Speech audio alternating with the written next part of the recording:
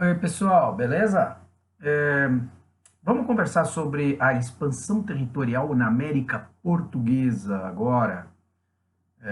A ideia é a gente entender que durante o período colonial, grande parte da nossa história foi litorânea. E, de certa maneira, isso também é um tanto quanto questionável, isso é um tanto quanto debatido ao longo dos últimos levantamentos, dos últimos apontamentos historiográficos, né? Quem levantou essa hipótese de um Brasil sempre litorâneo, ou majoritariamente litorâneo, foram os historiadores mais tradicionais ali da década de 50, lá do século XX, do século passado, como o Caio Prado Júnior, por exemplo. Então, esse é um grande nome da historiografia brasileira. Ele produziu o seu auge da produção literária, historiográfica, acadêmica, né, eu diria, foi lá nas décadas de 50, 40, 50, por aí, né? Então já faz bastante tempo, mas é um cara que é muito respeitado até hoje, muito lido, né, nas academias. Quem faz história lê o Caio Prado, né? É um cara que eu admiro muito.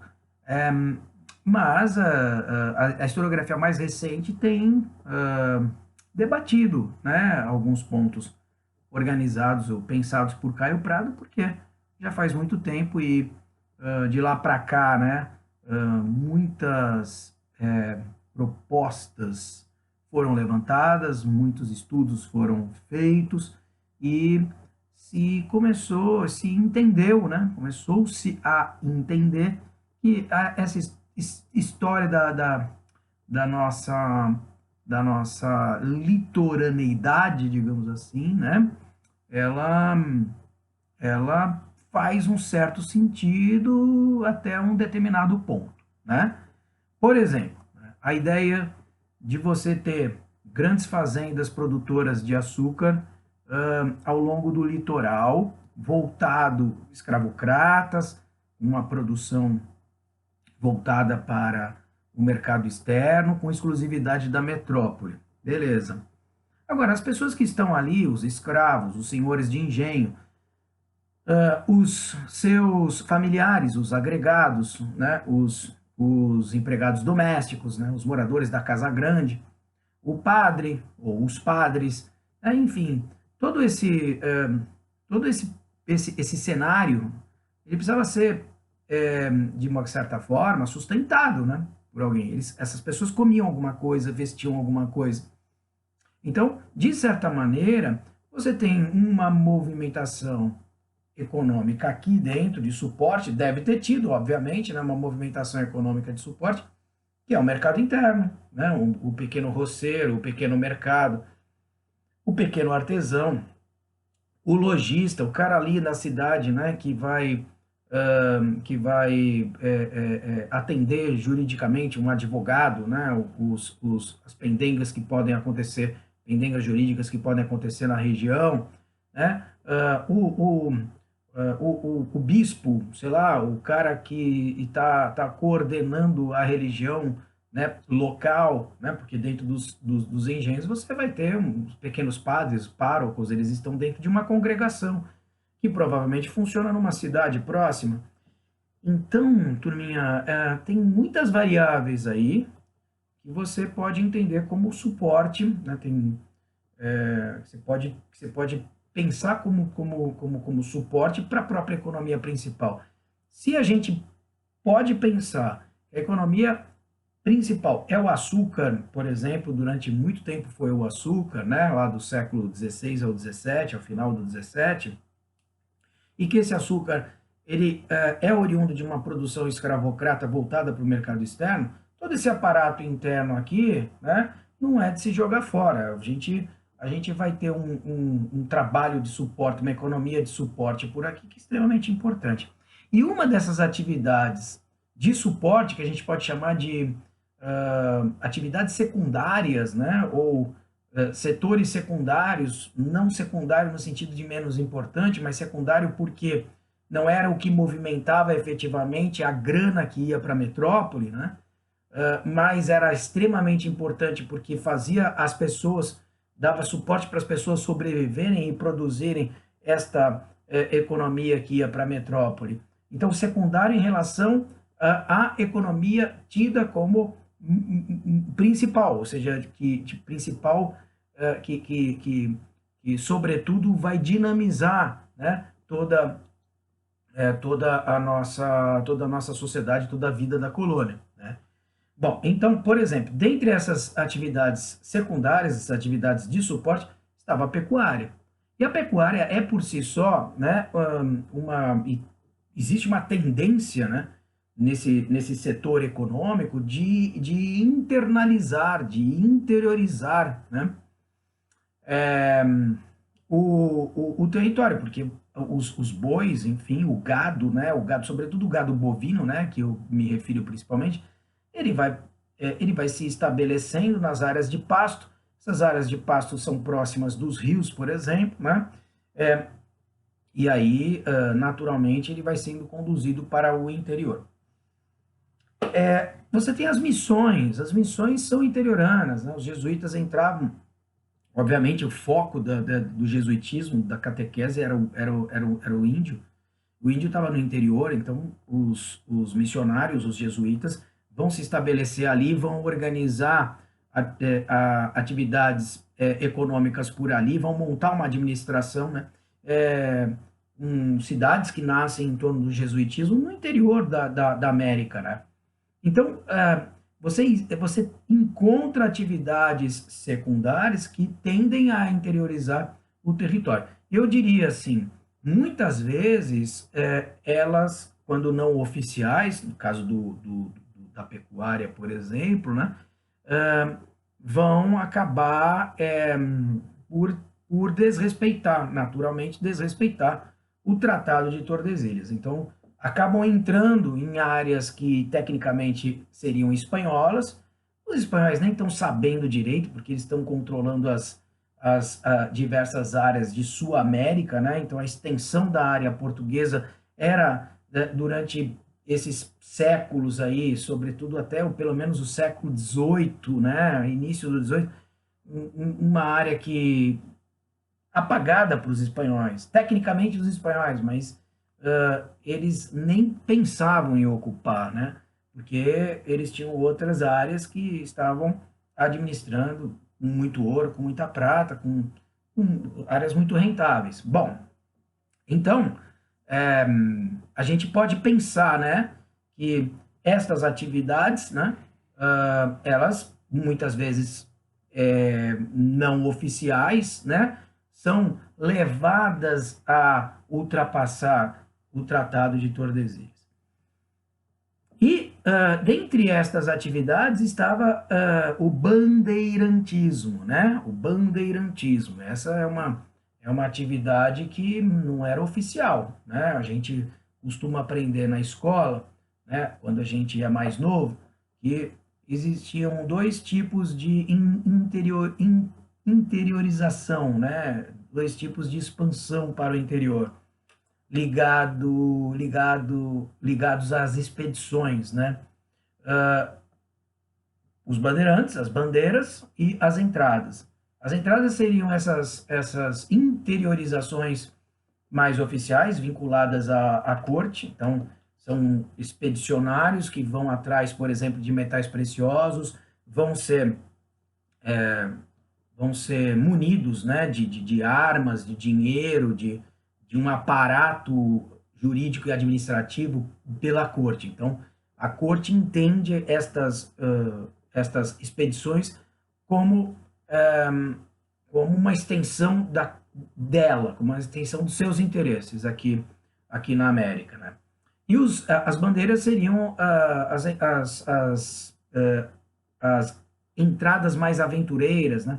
As interiorizações mais aventureiras, mais vinculadas ao indivíduo que vai tentar ganhar a sorte, né, sozinho lá no interior, nem sempre com o apoio da própria corte.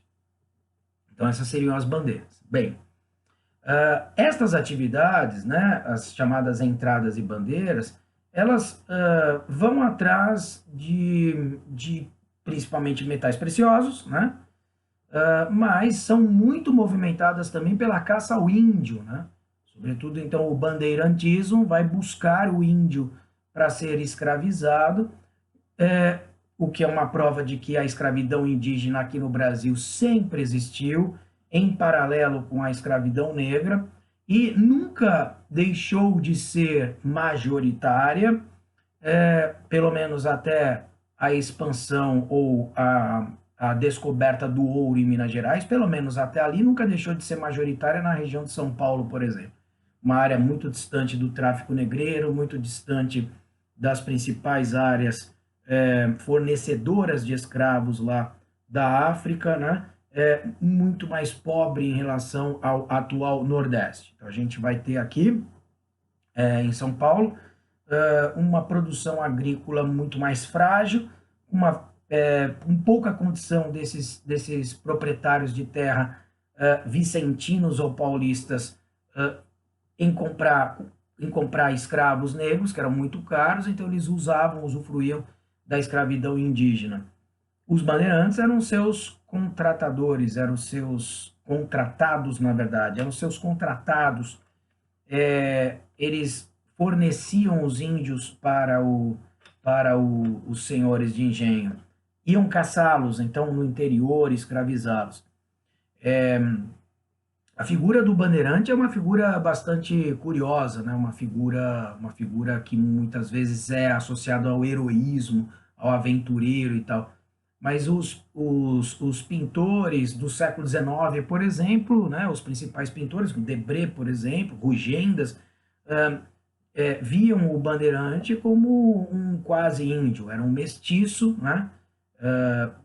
Lutava descalço, né? Normalmente não usava roupas na parte de cima, né? Nesse Brasil tropical, aliava-se a determinadas tribos indígenas para atacar outras e fazer as outras fazer escravos destes ataques e vender nas áreas de produção agrícola, né? Muitas vezes esses bandeirantes, dentro desse processo da caça ao índio, acabavam invadindo as áreas missionárias também, né, no interior, e destruíam estas áreas, matavam os jesuítas, ou os jesuítas fugiam e levavam os índios escravizados. Durante o período da chamada União Ibérica, aí sim que o Tratado de Tordesilhas sumiu, então nem existia mais oficialmente, porque se reivindicar qualquer coisa. E essas inserções, muitas vezes as oficiais, as chamadas entradas, né, em busca, né, sobretudo, de expedições buscando ouro, né, que nunca se encontrava até o final do século XVII, simplesmente tem alvará, tem liberdade para poder ir cada vez mais para o interior. Então, os bandeirantes, eles são muito importantes dentro desse processo da interiorização, porque a própria caça ao índio os leva para o interior. Esse bandeirante, normalmente mestiço, filho de grandes proprietários de terra com índias, normalmente, né? Ou então com negras, tem um bandeirante famoso chamado Manuel Preto, que era um mulato. Esses não são herdeiros, eles são filhos bastardos. Então, eles precisam dessas atividades, como, por exemplo, a caça ao índio, ou, quem sabe, buscar ou conseguir o ouro para se tornar ricos, né? Para poder, então, sobreviver. São atividades secundárias ou paralelas, né? Já que eles não são herdeiros, porque eles são mestiços, porque eles são vistos como bastardos. Então, essa é a figura do bandeirante. Nem tanto heróica, nem tão ruim ou algoz, né? Mas um comerciante, né? Um cara que é um traficante de seres humanos. Isso é terrível, é horroroso, mas vamos lembrar que o período é escravocrata, o período tinha uma condescendência, né? E uma aceitação em relação à escravidão. Não se questionava a escravidão naquele momento, ela vai ser questionada durante o período iluminista. Então, a gente pode pensar que a própria ideia, né, da escravidão é horrorosa, de certa maneira a gente a gente entende, né, que ela não deve existir, nunca deveria ter existido, né? Esse é o fato, né? Nunca a gente poderia ter tido escravos na nossa espécie, né? Mas esse sempre foi o tom, né? Sociedades sempre foram escravocratas e só foram questionar esse tipo de instituição, né? É, agora, enfim, a partir do final do século XVIII em diante, só no chamado período contemporâneo que isso começou a ser discutido, né? Então, durante o século XVI, XVII, e mesmo no XVIII, né, isso era corrente. Então, um comerciante de escravos era, de certa maneira, poderia ser tranquilamente pai de família, um sujeito considerado benevolente, um homem, entre aspas, do bem, né? Então, é difícil para a gente entender isso, entender essa dimensão, né? Mas se a gente conseguir não olhar a história de maneira anacrônica, ou seja, da maneira como nós somos formados na contemporaneidade, em que, obviamente, a escravidão é execrável e a humanidade pensa cada vez mais numa inserção dos seres humanos, das diversas raças, etnias, etc., numa igualdade, né, num tratamento de igualdade, se a gente consegue sair deste mundo, né, que é um mundo melhor, né, nesse ponto de vista, na busca pela igualdade, e olhar para o passado, né, com a cabeça das diferenças, formada em torno das diferenças, onde as pessoas, em determinadas pessoas, se sentiam não por mal, mas porque assim elas eram formadas superiores ou inferiores às outras. Então a gente consegue entender um pouquinho mais o que seria o Bandeirante. Ele não é nem herói, ele não é nem vilão, ele é um homem de seu tempo, e ele sim escravizava índios e muitas vezes acorrentava e os levava como mercadoria para serem vendidos nas grandes lavouras, né?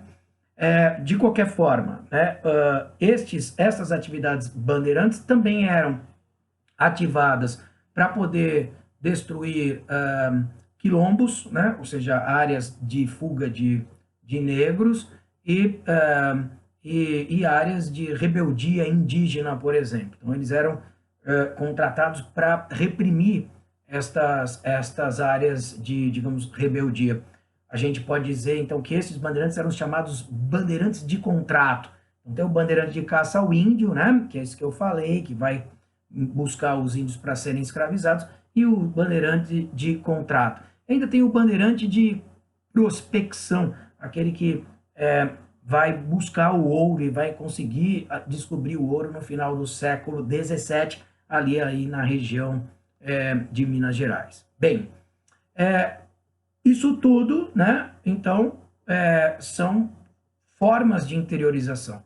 Nós temos ainda também a construção de fortes, que a gente já conversou aqui. Construção de fortes, as invasões estrangeiras promoveram a formação de diversas cidades, algumas inclusive bastante interioranas, como por exemplo Belém do Pará, né, que fica ali, né, na região da Amazônia. E lá na Amazônia, falando em Amazônia, existia uma forte ligação com as atividades extrativistas da região, que a gente pode chamar, essas atividades extrativistas, a gente pode chamar de drogas do sertão. Diversas raízes, frutas, temperos, né, que eram negociados no mercado europeu. A ideia era que estes produtos da selva, né, em grande parte cultivados pelos indígenas, deveriam substituir as antigas especiarias orientais, que estavam sofrendo uma forte concorrência no mercado internacional. E você tem a pecuária. A pecuária é muito importante, né? Como eu falei para você no começo, muito importante porque ela é o suporte. O boi serve como força motriz lá para o engenho, ele serve para alimentação, ele serve para transporte. Ao longo da expansão da lavoura açucareira, as pastagens foram sendo tomadas pelo plantio da cana e o gado foi sendo levado cada vez mais para o interior. Interessante que a pecuária ela é movimentada por trabalhadores livres, muitas vezes escravos alforriados, que viram os chamados boiadeiros e vão, durante o período aurífero, ligar as regiões, por exemplo, da Bahia com Minas Gerais, né? Oferecendo, então, o gado exatamente para a região. Os tropeiros no sul eram outros, entre aspas, boiadeiros. Eram homens que carregavam o seu boi, o seu gado, quilômetros, por milhares de quilômetros, lá do Rio Grande do Sul atual até a região de Minas Gerais para vender o seu gado, né? Então a gente pode dizer que a pecuária ela também é, né, um fator de interligação de mercados, interligação regional. Pessoal, com tudo isso, claro que os tratados, né, o Tratado de Tordesilhas, ele começa a ser questionado. Então, principalmente no século XVIII, a Espanha não tinha muita ligação, não estava muito aí com o território da América Portuguesa, ela começa a perceber que a sua área, tecnicamente, dela, né, está sendo ocupada e tenta tirar alguma vantagem com isso. Principalmente, o que a Espanha tenta negociar não é nem a ocupação dessa região, mesmo que tenha ouro, é a relação, né, a cessão de determinados territórios que para ela eram mais estratégicos, em troca da aceitação da permanência dos luso-brasileiros na região aurífera aqui da América Portuguesa, por exemplo. Então, por exemplo, dentre outras coisas, se discutiu um tratado chamado Tratado de Madrid, 1750, que mais ou menos define o território brasileiro atual. Esse Tratado de Madrid dizia ou exigia que Portugal passasse para as mãos da Espanha a chamada Colônia de Sacramento, que ficava no extremo sul da América Portuguesa e ficava muito próxima do carregamento de prata dos espanhóis. Então, via de regra, os portugueses acabavam interceptando esses navios, assaltavam, saqueavam, cobravam taxas, e aí era super complicado. Então, a Espanha quis dominar aquele território, em contrapartida, permitiria que Portugal tivesse em suas mãos todo o território hoje, né, entendido como Brasil. Beleza? Então, eu convido vocês para finalizar essa minha aula assistindo os comentários na próxima videoaula, né, que eu estou postando aí para vocês aí embaixo, dos slides. Eu vou mapear tudo isso que eu estou falando, vocês vão dar uma olhada e vão consolidar, confirmar esse nosso bate-papo de hoje. Beleza? Então continue comigo ali.